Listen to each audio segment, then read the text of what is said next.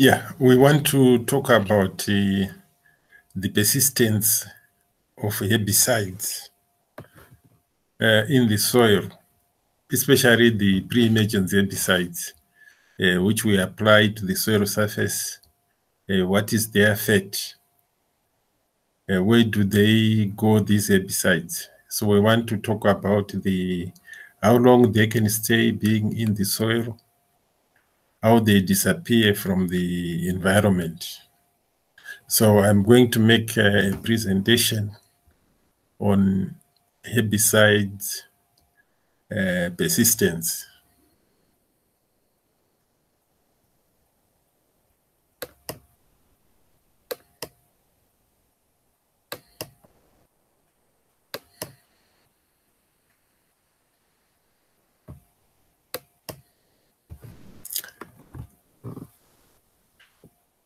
So we want to look at the factors affecting persistence and efficacy of soil-applied herbicides. Persistence is actually the length of time the herbicide is present in the soil. For example, number one, it can be present for 3 to 4 months, and that can be desirable. But if it lasts for 1 year or more, it becomes undesirable. Let's look at the pesticide use in agriculture. We have had the pollution problems. For example, DDT was detected in water bodies, beds, animals by Zaranyika and Makubalo in 1996, and human milk by Chikuni and Inachi in 1996 as well. So after using the pesticides, they can cause these problems. So there is a real need to decrease the use of pesticides. For example, we are now moving towards organic farming. In fact, worldwide, organic farming is now being encouraged.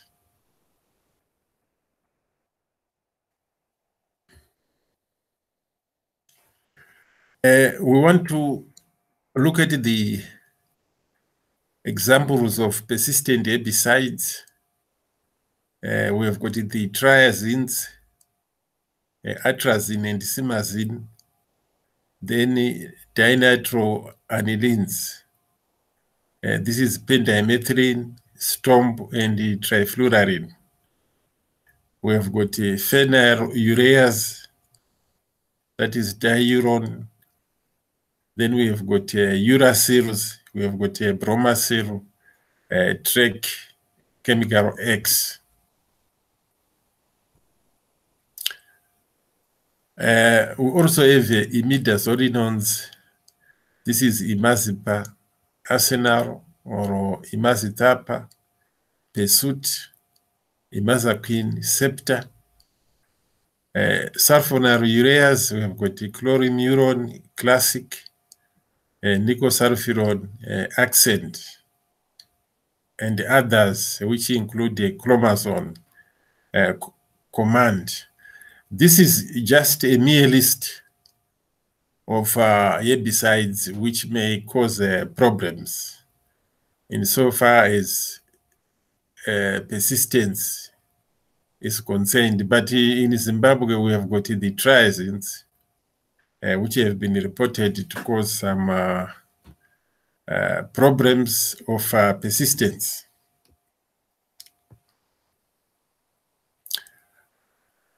Now, persistence could be a result of the soil characteristics. So let's look at the herbicide absorption surfaces.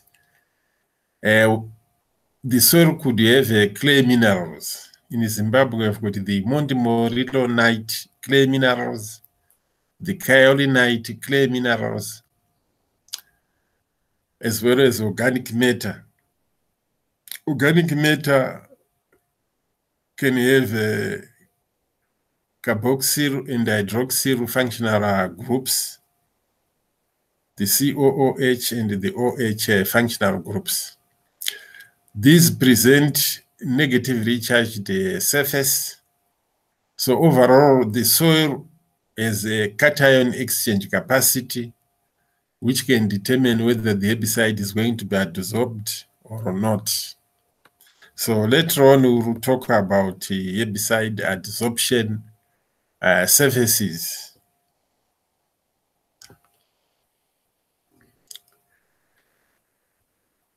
Efficacy is the effectiveness of the herbicide in controlling weeds. For example, we can have good weed control, which is desirable, or a poor weed control, which is undesirable. So when spraying pre-emergence herbicides, we are targeting the soil surface, and we are saying, where does that herbicide go after spraying?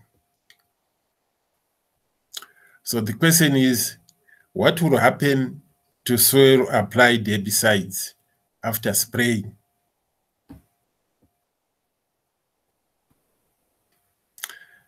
We have got 7 processes which can account for herbicide persistence.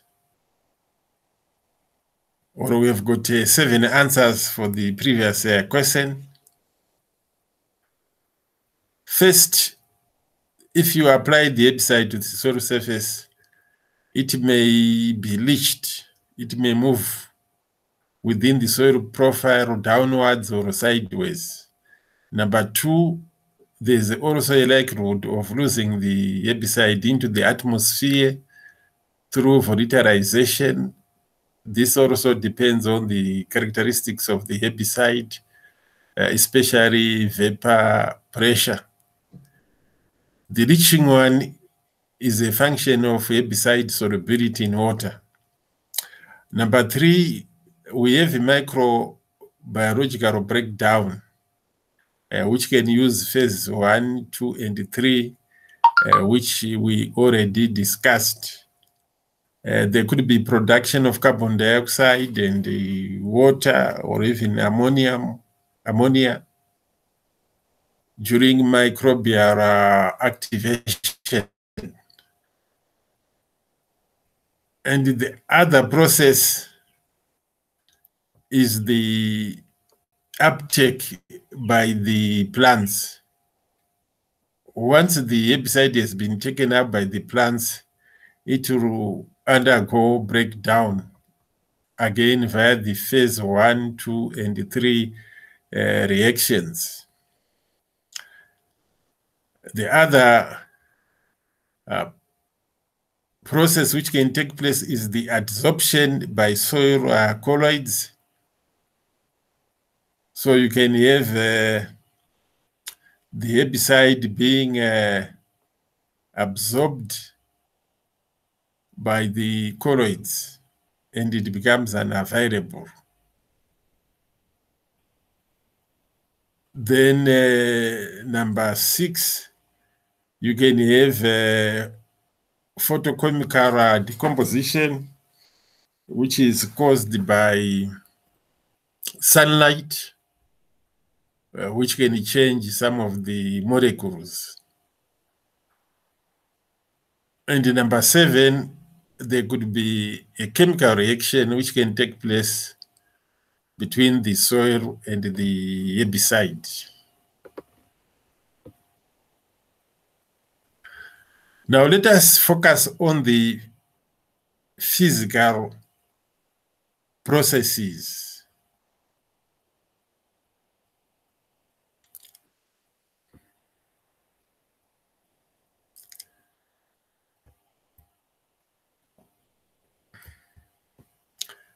First, let us look at leaching process.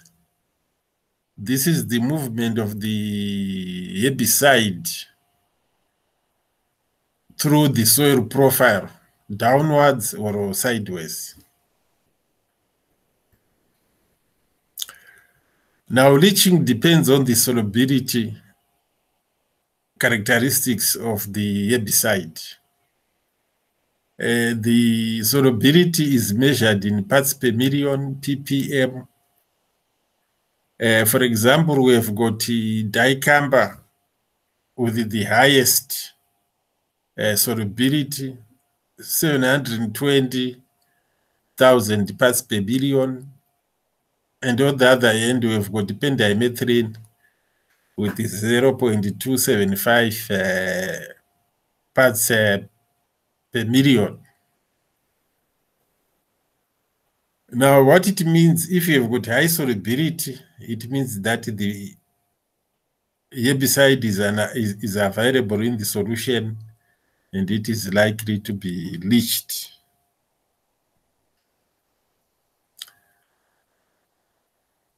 Now, the leaching process involves the movement of the herbicide downwards through the soil profile.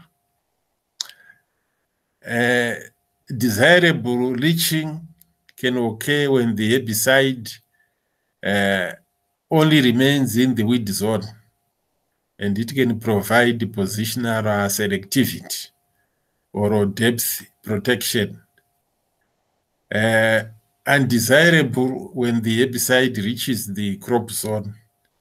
This is when we can have a loss of positional selectivity leading to crop damage. This is usually caused by high rainfall soon after herbicide application. Here I'm just showing you the positional selectivity or depth protection. We have a herbicide zone which is restricted to 2 centimeters soil depth. This is where we find the weed seeds. So the weed seeds, when they germinate, they can easily take the herbicide and die, whereas the crop seeds are at a 5 centimeter soil depth, which is free of the herbicide. So the germination process will occur and the seedling passes through the herbicide zone, but it cannot adsorb or absorb the herbicide, so it survives. This can happen when we spray metribuzin in soybean. Now let us look at the factors that can affect leaching. We've got the amount and intensity of rainfall. You know, if you spray and you have there's rainfall, sometimes it can leach the herbicide in such a way that it can damage your crop. Soil texture is very important. The amount of clay and organic matter, these tend to adsorb the herbicide and reduce leaching.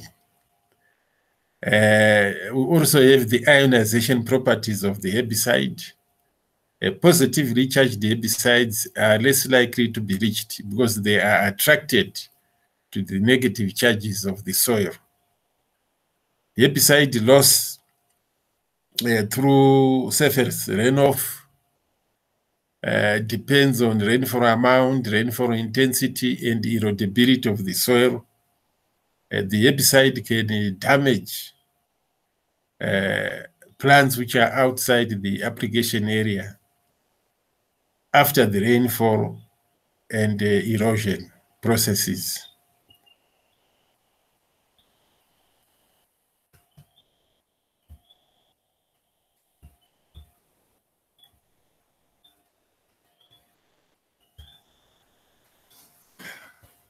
This picture is demonstrating leaching properties of soils. These are cylinders On one end, atrazine was applied. You can see there are rows where I think beans was, common bean was planted, or it's cowpea, which was planted, which is a sensitive crop. So when the herbicide is applied, the cylinder is upright and the rows are closed. Then after some minutes, the cylinder is positioned horizontally on the ground. And the cowpea seeds are placed through those holes.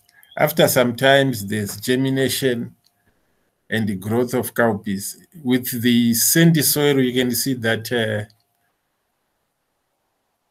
where we have the control, this is the background. And in front, we have got a herbicide-treated cylinder. But at least we have some cowpeas.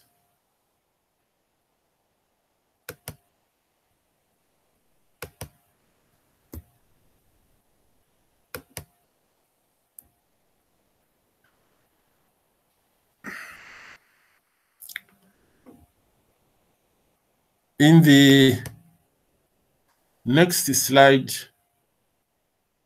we have two cylinders again where we use the atrazine, but this is on the heavy soil.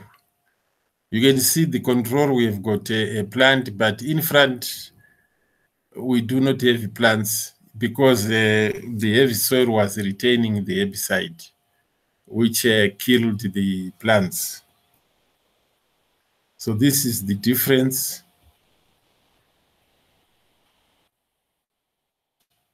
See the difference.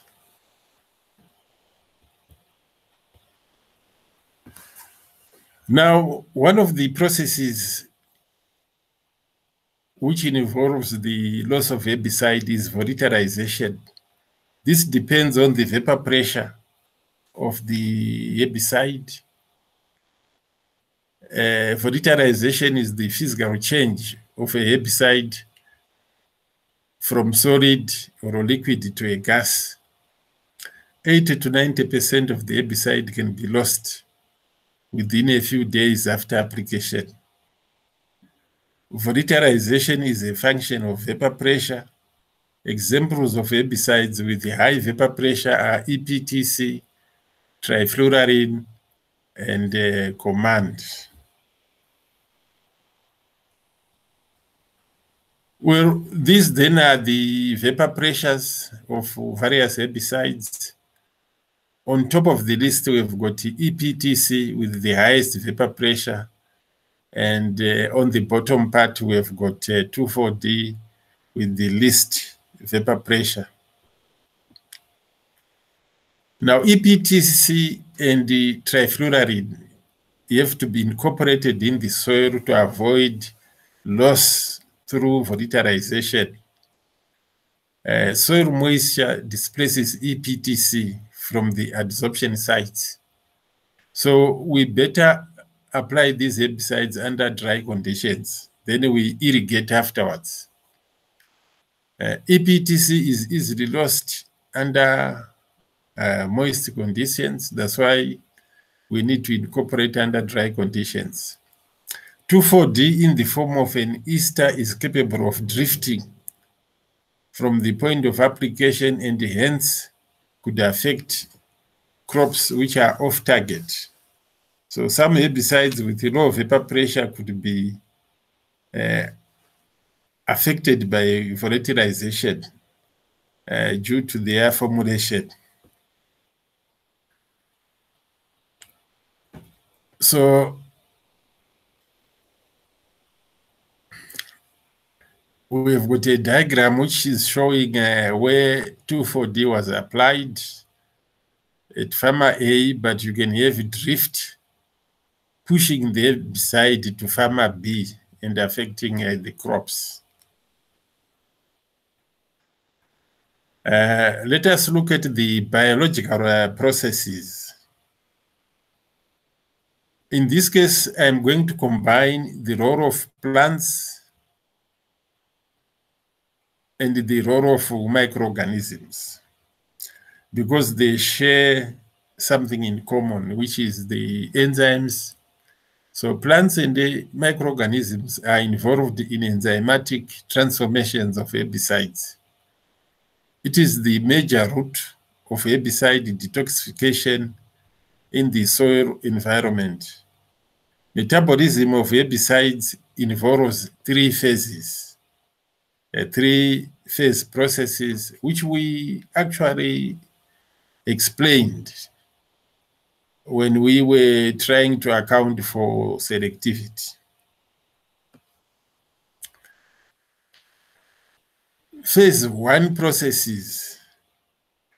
Now, the initial properties of the original herbicide compound is changed through oxidation, reduction, and hydrolysis. There's production of more water-soluble and usually less toxic products than the original herbicide. Cytochrome P450 is an oxidative enzyme which can catalyze some of these reactions in both plants and microorganisms. Some of the functional groups which are formed are OH, NH2, SH, and COOH. These are added to the herbicide molecules depending on the classification of the herbicide. Here I've got examples of some of the phase one processes which can take place in plants and microorganisms. We have hydroxylation, where we're adding OH to the benzene ring. We have got alkylation, where we are removing the CH3 from OCH3 to create an OH. We have got N-dealkylation. On the herbicide, where we have nitrogen, we are removing this other part, HCH3. We're actually removing CH3, creating an amine. Then we have oxidative deamination, like in metribuzin, where we have NH attached to NH2. Then the NH2 is removed, leaving one NH2, which is an amine. Then we have got the sulfoxidation, that is the addition of oxygen to sulfur, which detoxifies this herbicide. Then we've got a benzene ring, which is nitrogen oxidation, where oxygen is added, although we didn't discuss this area on. Then we have got a phase, then we've got a reduction process. Nitro reduction is the only process which involves NO2, which is reduced to NH2. Then we have hydrolysis, which is three processes. First, we've got an ester, which is broken down to an acid and an alcohol. Then we've got an amide, which is also broken down to an amine and an acid. Then we've got a nitro, which is broken to an amide. Then the amide can be changed to an acid and ammonia.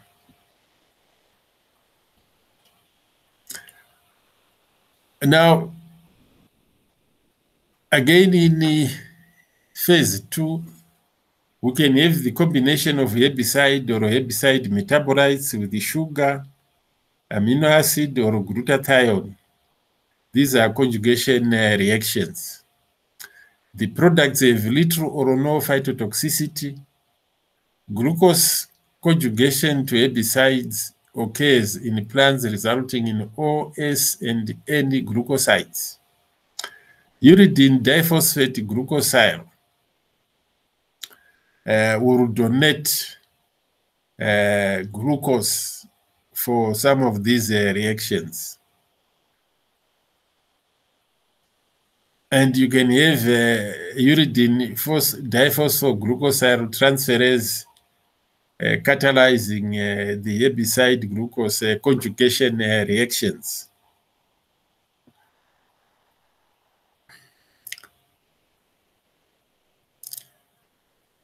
So you have a glutathione S transferase GST, which can catalyze the glutathione and herbicide metabolite or herbicide conjugation reactions in plants. The reaction accounts for herbicide selectivity in several plant species. Glutathione is composed of 3 amino acids, that is glutamate, cysteine, and glyceric acid or glycine. Some of the herbicides which are affected by glutathione are sulfonylureas, ariloxyphenoxypropionates, triazine sulfoxides, and thiocarbamates. They can undergo these conjugation reactions with the glutathione. But in microorganisms, GSH conjugations are not involved. So these are some of the examples of the reactions where we have got O glucoside formed. After this, ROH joins glucose. In glucose, we have got RNH2 joining glucose ester. We have got a carboxylic acid joining the glucose amino acid. We've got the carboxyl joining the amino acid, like aspartate, which is involved in this reaction, which is an amino acid. Then we've got glutathione. Glutathione can go straight for the chlorine atom and forms the sulfur bond. Then in the phase 3 reactions, in the plants and microorganisms, we've got a processing of secondary conjugates, which are non-toxic. In the plants, herbicide sugar conjugates undergo further conjugation with malonate via reaction with malonyl coenzyme A. Final products are moved into vacuoles or become part of the cell wall in plants. Microbial conjugation may occur outside the cell. Microorganisms can break herbicides into carbon dioxide and ammonia. So here we've got glucose. We can add another glucose in the phase 3. Then we have got malonate, which can be added to this complex and form a joint between glucose and the malonyl.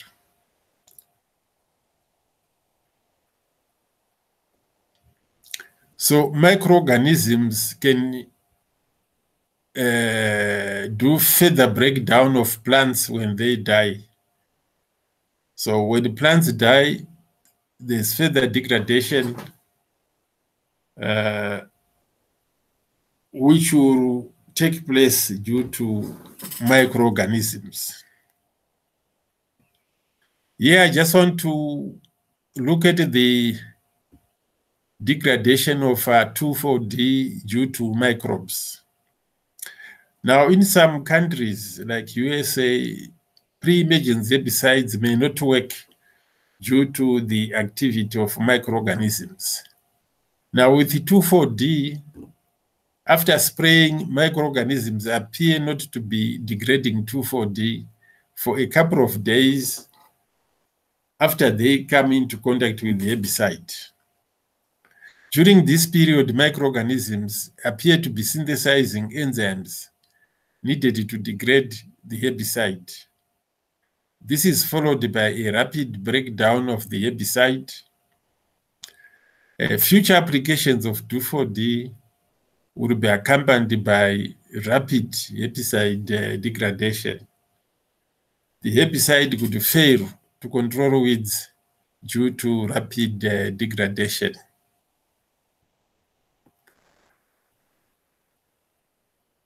We can also have microbial activation. Instead of destroying the herbicides, they may make some compounds more phytotoxic.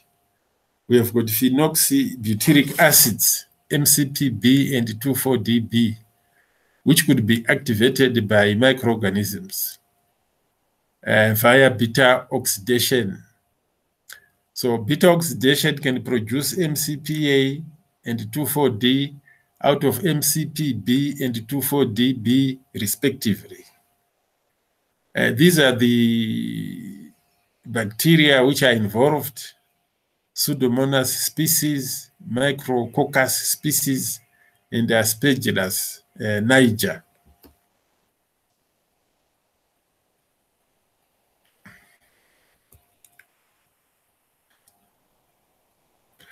So I think we may have to stop here. We may have to continue with non-biological processes next week. So I will have to stop sharing.